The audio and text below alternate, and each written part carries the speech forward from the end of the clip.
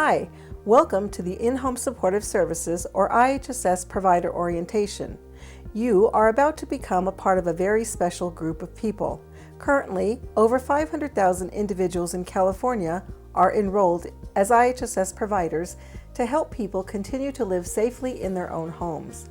You, the IHSS provider, are critical in making it possible for individuals to remain safely in their own homes, where they can enjoy personal freedom and independence and continue being part of their community.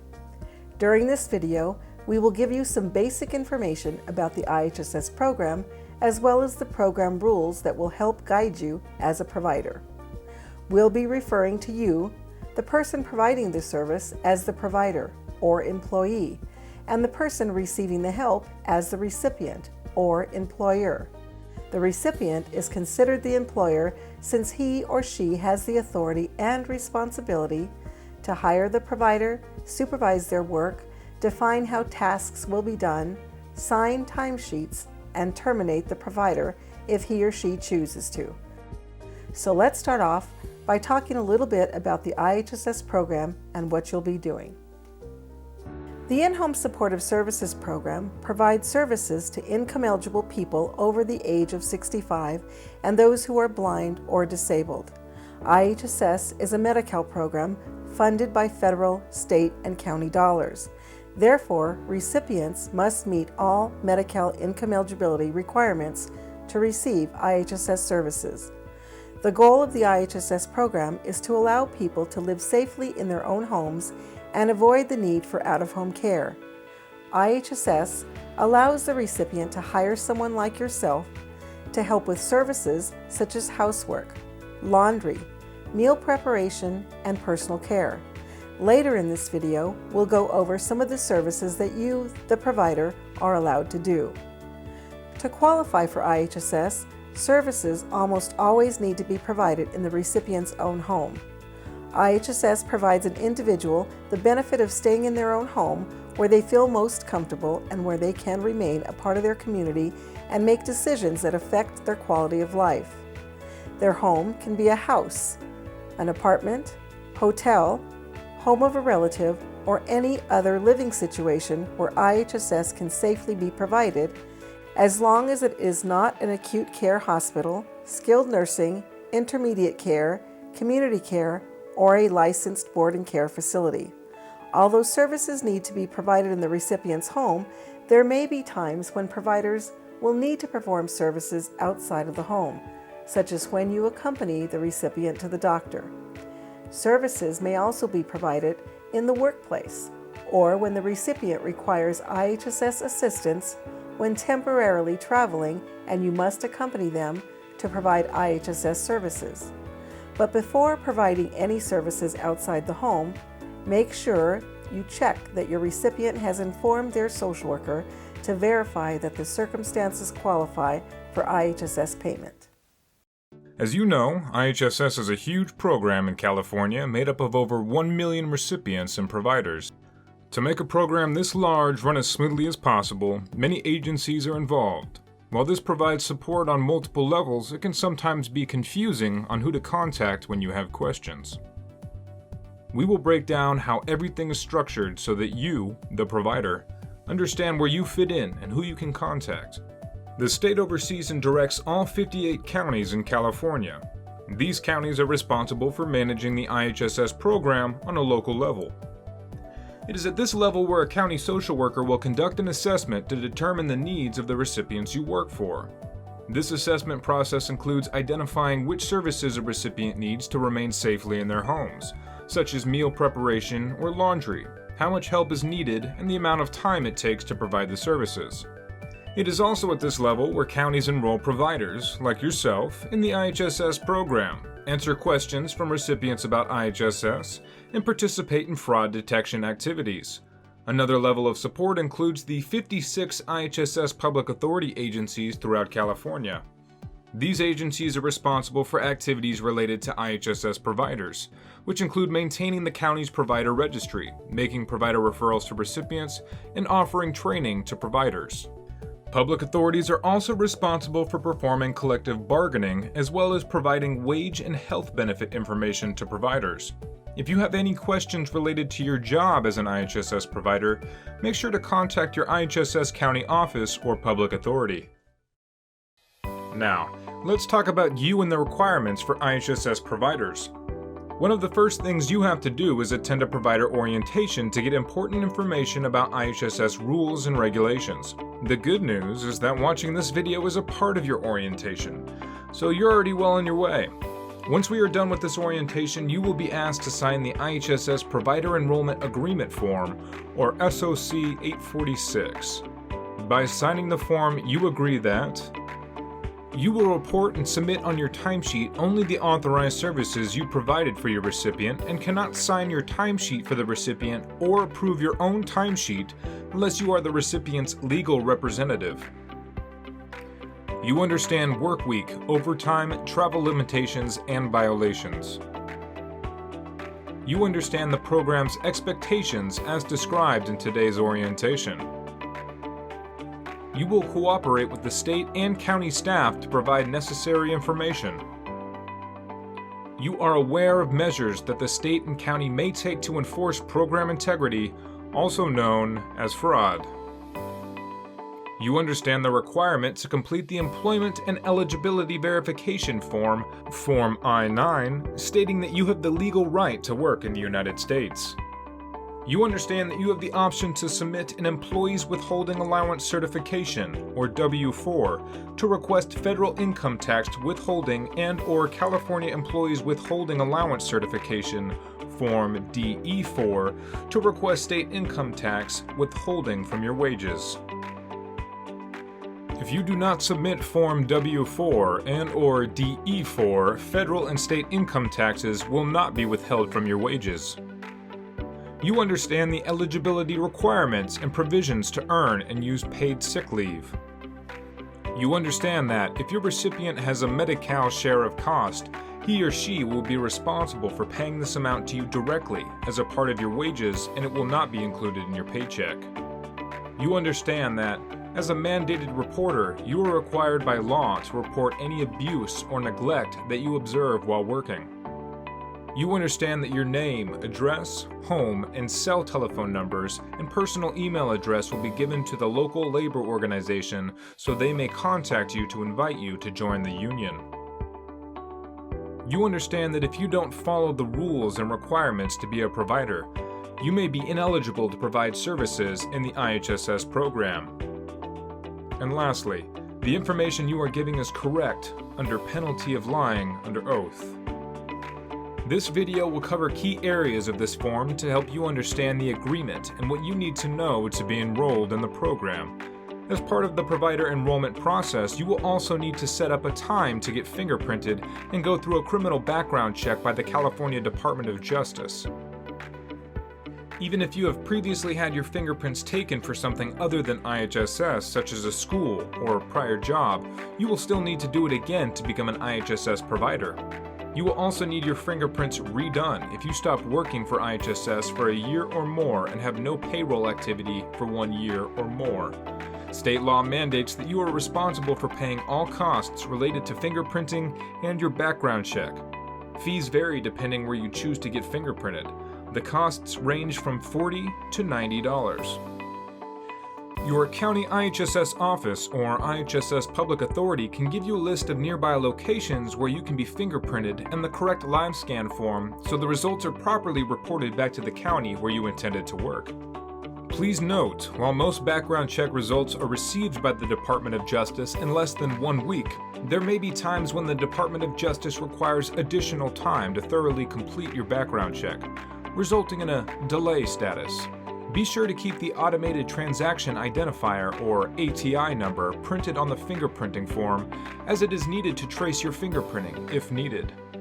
It is important to note that the fingerprinting fees are not reimbursed. You will also not receive a timesheet nor be paid for working until your fingerprints and background check has cleared.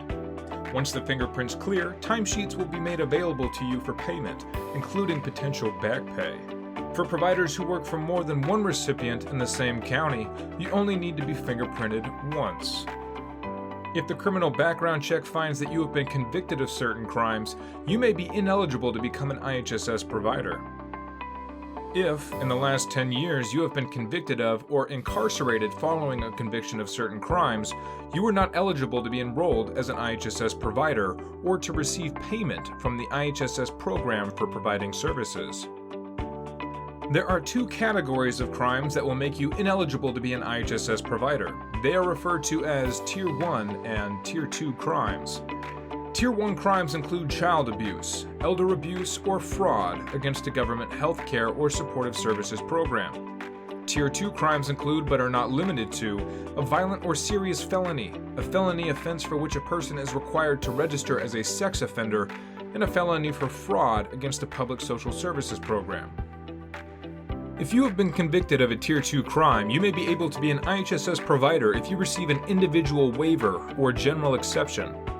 Please refer to the Tier 2 handout in your packets or contact your local IHSS office or public authority for more information about an individual waiver or general exception. This is a lot of information to absorb. You can find all the requirements and definitions of Tier 1 and Tier 2 crimes also in your packet or at the county IHSS office or public authority. It's important that you complete the entire provider enrollment process within 90 calendar days of starting the process, or you will have to start the entire process again. If you don't complete the provider enrollment requirements within 90 calendar days, you will receive a Notice of Provider Ineligibility Form, or SOC 851, informing you of your inability to be enrolled as an IHSS provider and the steps you did not complete. The SOC 851 form will provide a phone number to call if you wish to dispute the notice. Once you have completed all the enrollment conditions and meet eligibility requirements, you will receive the IHSS Program Notice of Provider Eligibility confirming that you can begin working as an IHSS provider. Please note that if you provide IHSS services and don't complete your provider enrollment paperwork, you will void pay for the services that you provided. As an IHSS provider, there are two more important laws that you should know. They are confidentiality and mandated reporter laws. You probably know that when you go to the doctor, your confidentiality is protected. This means that your doctor is required to keep all your medical information private. This information is protected by the confidentiality laws, also known as the Health Insurance Portability and Accountability Act, HIPAA. These same confidentiality rules apply to all healthcare providers and hospitals, and they apply to you as an IHSS provider. You could not give out any information about the services your recipient receives. You also cannot discuss any information about your recipient without written permission from the recipient or the person legally responsible for that recipient. Anyone sharing information inappropriately about someone they care for is guilty of a misdemeanor. As an IHSS provider, you are also a mandated reporter.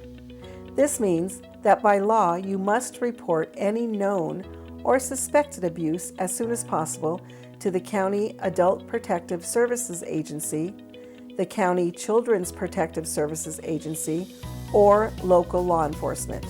Your county IHSS office or public authority should have the contact information. Some types of abuse that must be reported include physical abuse, mental suffering, abandonment, isolation, financial abuse, neglect, self-neglect, abduction, and sexual abuse. The victim of abuse might be the recipient you serve, you, the provider, someone else in the recipient's home, or anyone else. Your report is confidential, which means the abused person or the abuser will not be told who made the report. Remember, as a mandated reporter, you must report any known or suspected abuse as soon as possible. If you witness physical and/or sexual abuse in progress, you should notify law enforcement immediately by calling 911. Now we are going to talk about what services IHSS covers and does not cover. These are also the services that you, the provider, may be doing for your recipient. In your packets, you should have a handout called Services Covered by IHSS. You may also get this handout at the County IHSS office or public authority. This handout provides a complete list of the services and tasks that you may be authorized to provide for your recipient.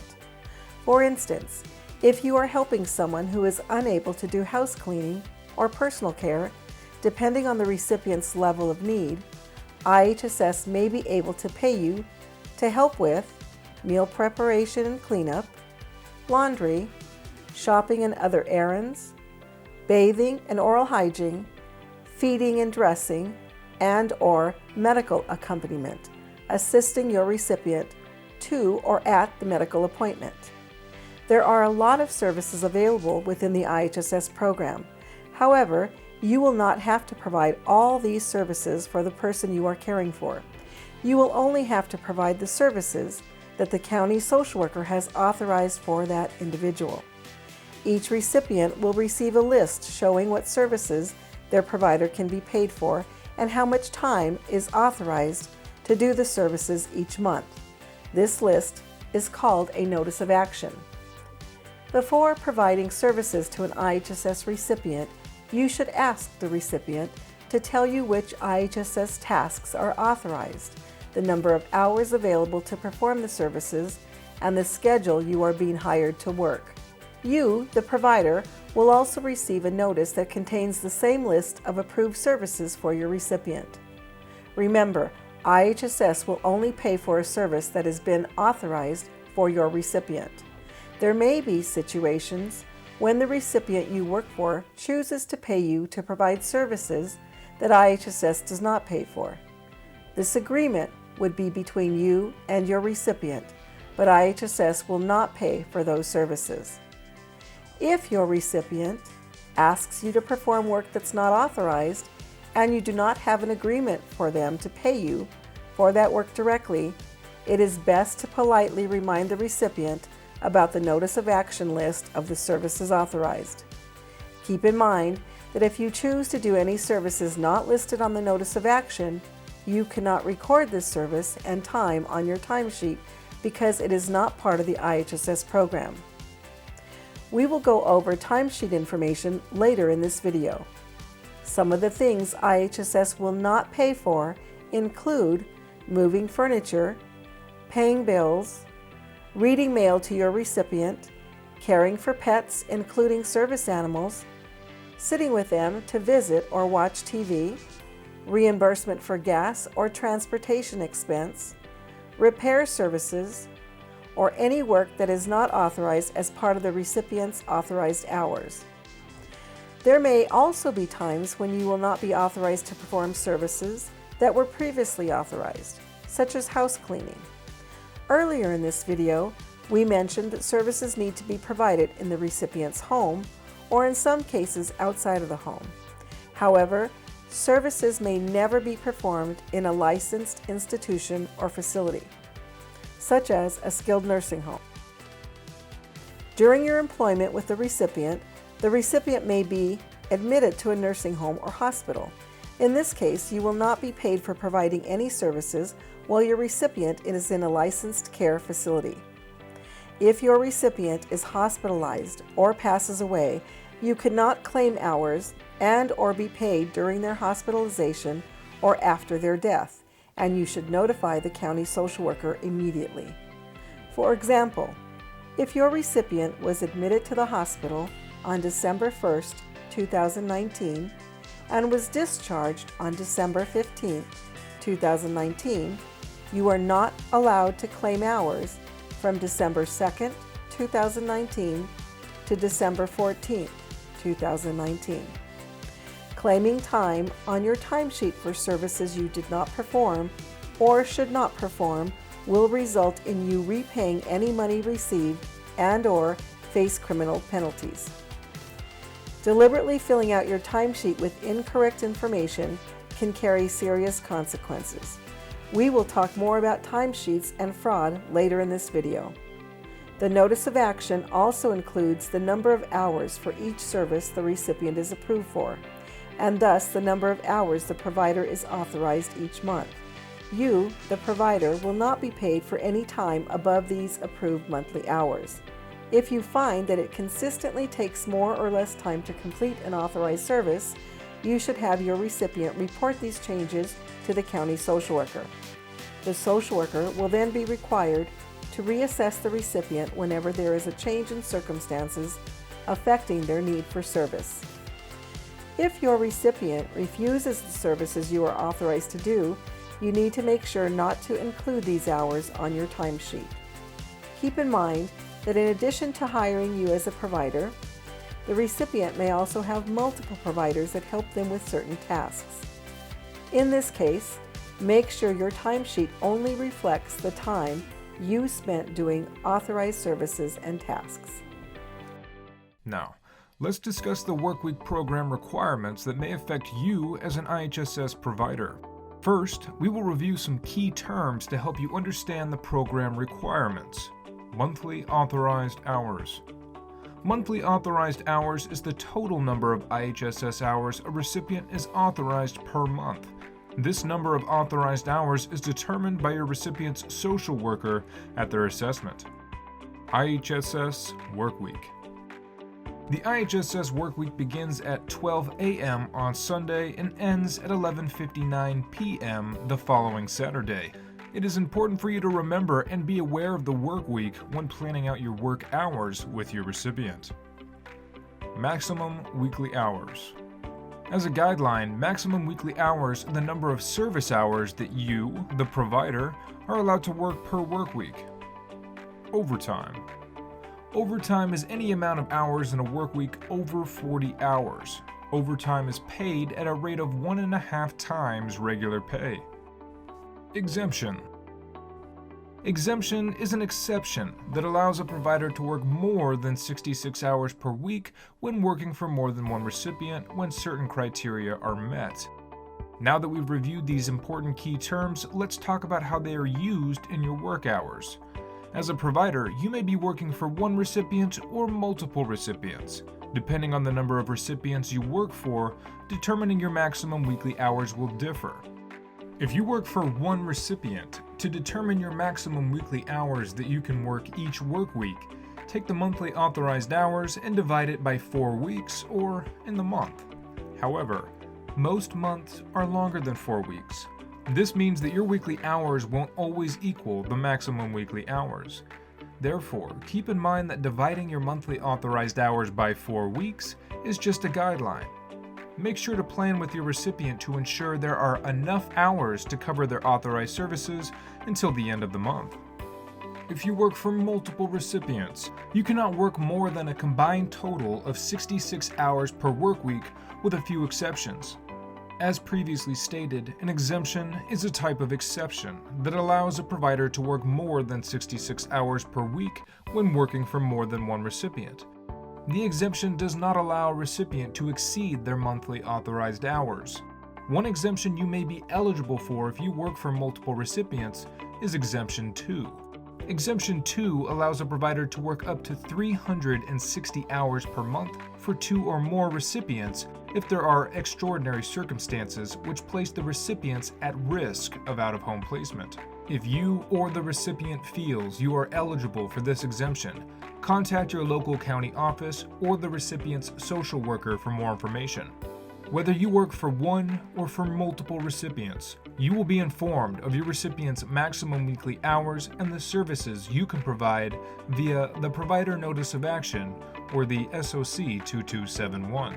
Anytime there is a change in your recipient's authorized hours, you will receive an updated SOC 2271. Please be aware that if your recipient has multiple providers, the hours noted on the SOC 2271 may not all be available to you. Make sure to always communicate with your recipient to ensure you are both on the same page and to avoid disagreement or confusion about your number of working hours. Now that we have discussed the workweek requirements and have reviewed the key terms, let's go over how and where to fill out and submit your timesheets. You will need to know how to properly fill out your timesheet so that you are paid for the hours worked, and any errors on the timesheet could mean your payment will be delayed. Due to a new federal law under the 21st Century Cures Act, the California Department of Social Services is required to electronically collect information about the time and location where IHSS services or Waiver Personal Care Services, WPCS, are provided to a recipient.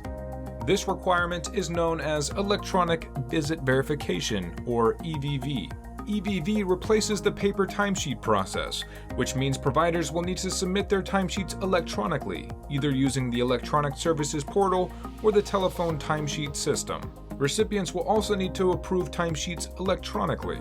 With EVV, you will be required to include 3 additional entries when submitting your timesheets, in addition to hours worked. Start time: the time the first service begins on the day. End time: the time the last service is completed for that day. Location: where the services were performed that day, in the recipient's home, in the community, anywhere other than the recipient's home, or both. To begin submitting electronic timesheets online, you will first need to register for an account on the Electronic Services Portal, or ESP. You will need to provide your first and last name, date of birth, 9-digit provider number, the last 4 digits of your social security number, and a valid email address. Make sure you have all this information handy before you register for an account. To access the Electronic Services Portal to begin the registration process, using a smartphone, computer, tablet, or laptop, visit www.etimesheets.ihss.ca.gov. This portal is available in English, Spanish, Chinese, and Armenian. The registration process includes 5 steps that you will need to complete before you can begin filling out and submitting your timesheets. These steps are only required to be completed once, and after that, all you need to do is log in. To get started, you need to select the blue Register Here button on the right side of the screen, and then select if you are a recipient or a provider. You are considered a provider. Step 1. Enter your name, 9-digit provider number, date of birth, and social security number. If you entered all your information but still receive a message informing you that the information does not match our records, contact your local county IHSS office. Step 2. Create your username, password, and enter your email address. Although it is not recommended, you may use the same email address to register as a provider and as a recipient. However, we strongly suggest that you only use the same email address to register as the recipient if you are the authorized timesheet signatory or have legal authority, such as being the parent of a minor recipient. Step 3. Select your security questions and enter your answers. Step 4. Check your email and select the link to complete your registration. If you don't see a message in your inbox, check your spam folder for the email. Step 5. Enter your username, password, and one of the security questions you selected in Step 3. And that's it! Now that you've completed all 5 steps for registration, you are now registered and have an account with the Electronic Services Portal website. To assist providers and recipients, the California Department of Social Services has developed EVV webcasts to provide detailed information on how to register and use the Electronic Services Portal, including detailed instructions on how to use the telephone timesheet system. Please refer to the Electronic Visit Verification handout in your packet for more information on how to access these webcasts, including how to register for an account or contact your IHSS county office or public authority. Once you are registered for the Electronic Services Portal and have an account, and the recipient or recipients you work for is also enrolled in either the Electronic Services Portal or telephone timesheet system, you can now begin filling out and submitting your timesheets. Simply visit the Electronic Services Portal website at www.etimesheets.ihss.ca.gov and sign on using the username and password that you created during registration. Once you are logged on, you will see on the homepage the names of all recipients that you work for. You will then be able to select the recipient that you want to enter in time for, as well as the pay period that you wish to enter time. The timesheet entry screen will include fields for hours worked, minutes worked, start time, end time, and location of where you provided services. You will be paid upon the number of hours worked and minutes worked you enter, not the time between the start time and the end time. Make sure you fill out all information correctly before submitting your timesheet for review. As long as you have not submitted your timesheet, you will have to go back and fix any errors on the timesheet.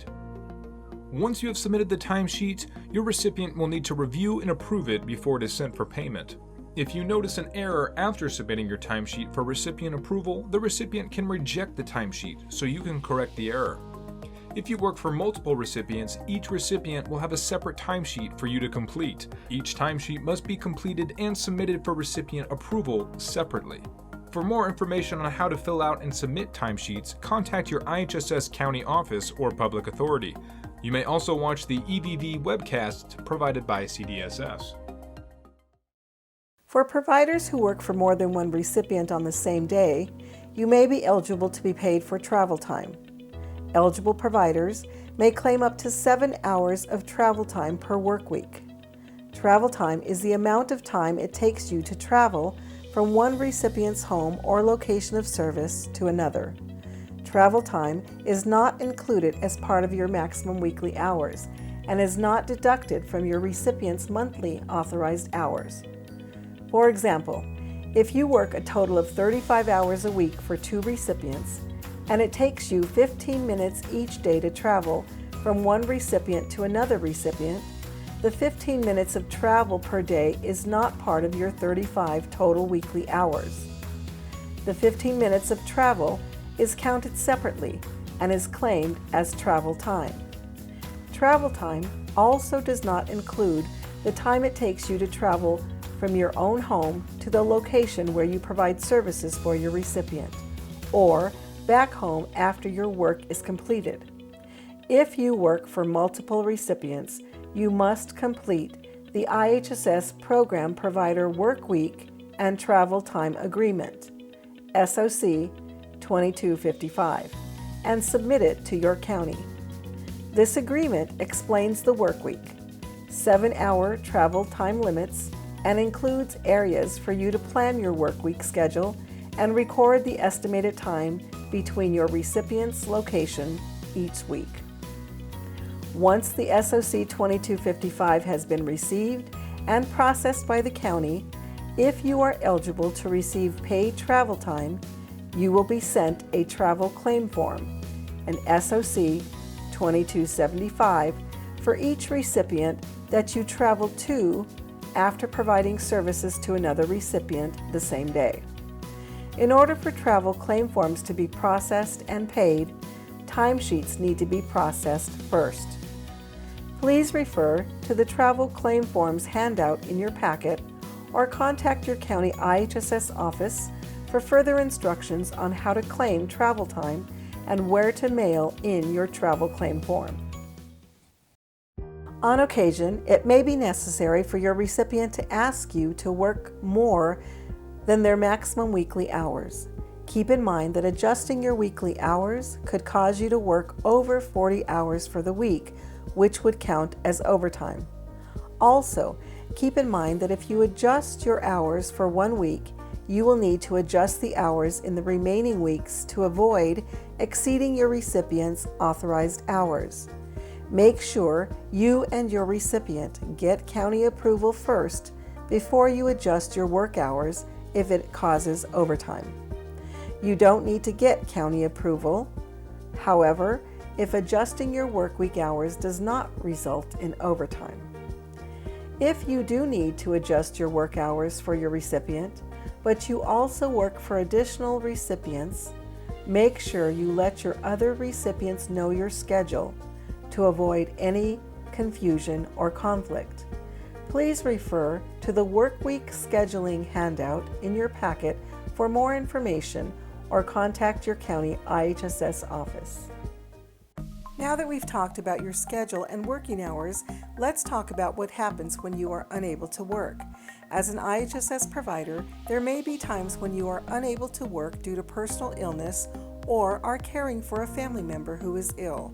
On July 1st, 2018, the California Department of Social Services began a new program that allows current active providers the ability to receive annual paid sick leave. All new providers who began working for a recipient on or after January 1st, 2020 will receive 8 hours of paid sick leave after they work 100 hours from their initial hire date, providing authorized services for an IHSS recipient.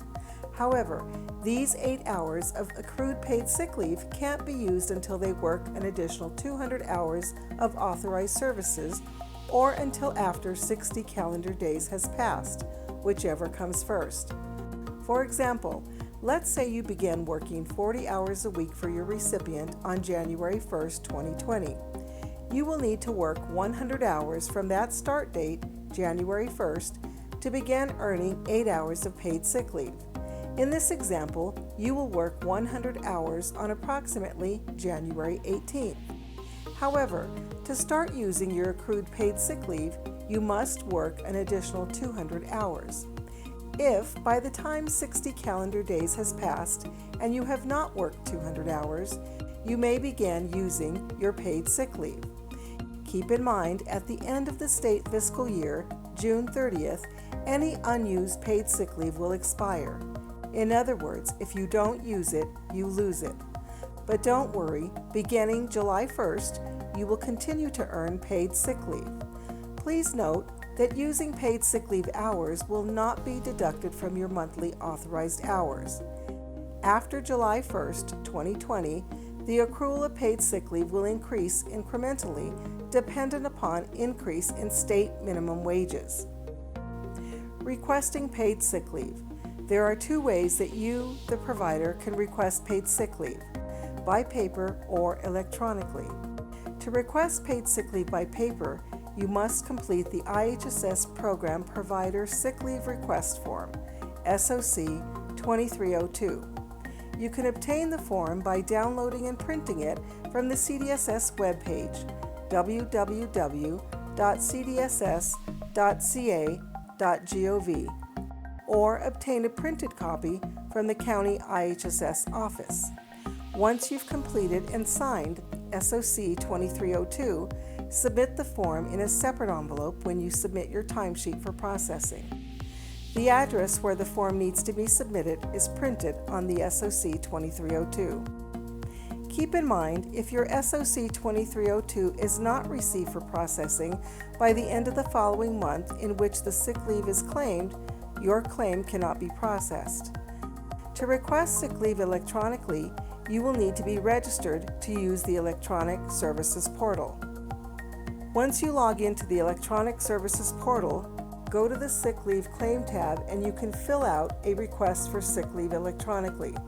The benefits of filling out your sick claim on the Electronic Services Portal include not having to obtain an SOC 2302 from the county or CDSS website and avoid potential delays in mailing the SOC 2302, which can cause delayed payments. Receiving payment for paid sick leave. Paid sick leave will be mailed to you, the provider, in a separate paycheck from your regular payment. If you are signed up for direct deposit, the sick leave payment will be delivered to you via direct deposit. Many of the rules we explored today are intended to make sure the program's limited resources are available to everyone who needs them. One of the ways that the California Department of Social Services, or CDSS, has developed to ensure these rules are followed is the violation process. A violation is a formal action taken by CDSS when certain program rules are broken. Some of the things that will cause you to get a violation are working more than 40 hours in a work week when your maximum weekly hours are 40 hours or less, meaning you have no approved overtime. Working more hours for your recipient than the recipient's maximum weekly hours, which causes you to work more overtime hours in a month than you normally would without receiving county approval. Exceeding the monthly overtime hours. Working more than a total of 66 hours a work week when you work for more than one recipient, or claiming more than 7 hours of travel time in a work week. If you do any of the above things, you will still be paid, but will also get a violation. Consequences for violations depend on how many violations you have already built up.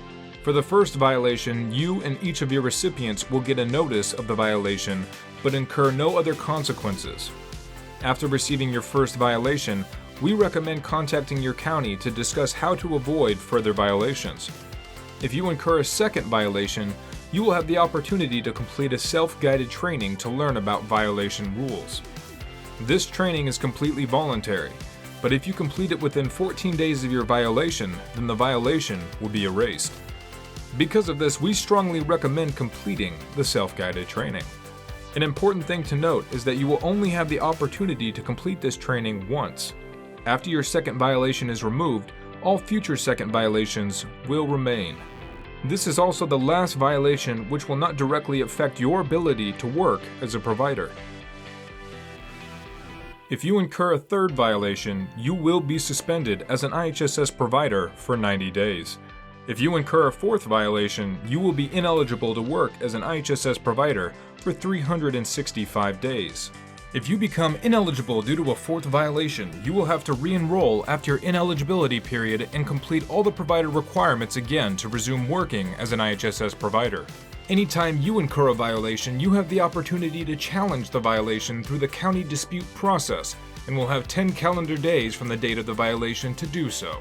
Please refer to your violations handout or contact your county IHSS office for more information about each of the 4 violations in the county dispute process.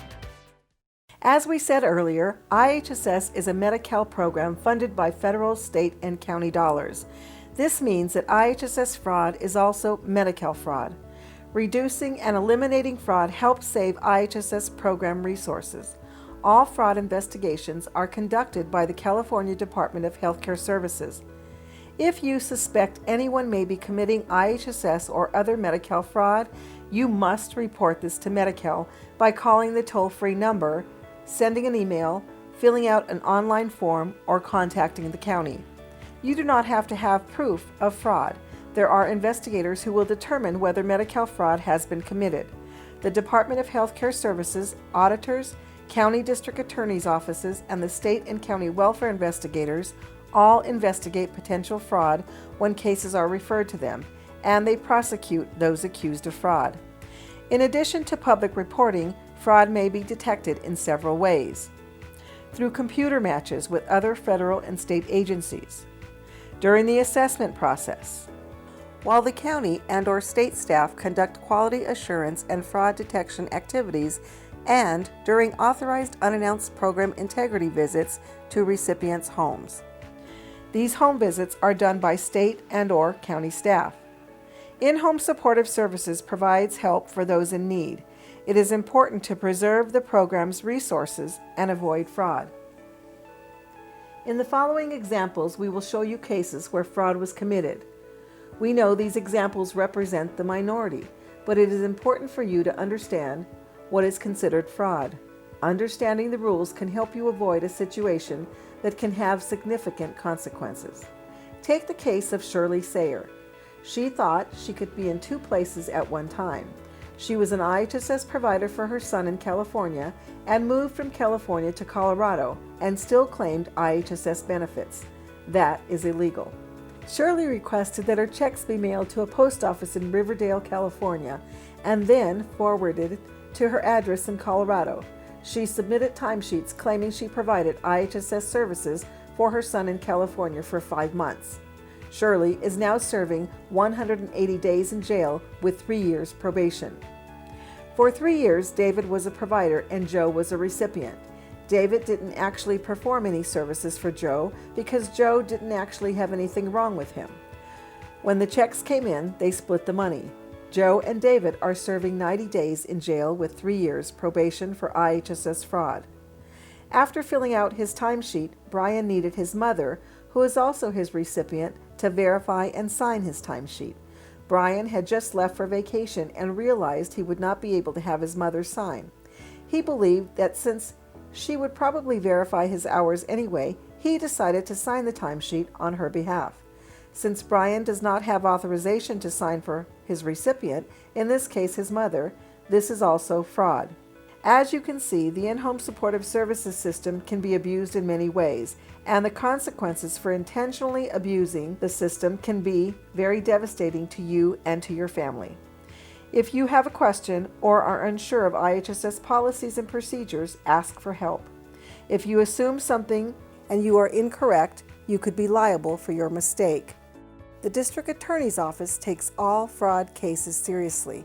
Remember, by being aware of both the IHSS program rules and your own responsibilities as an IHSS provider, you can help protect the integrity of the IHSS program.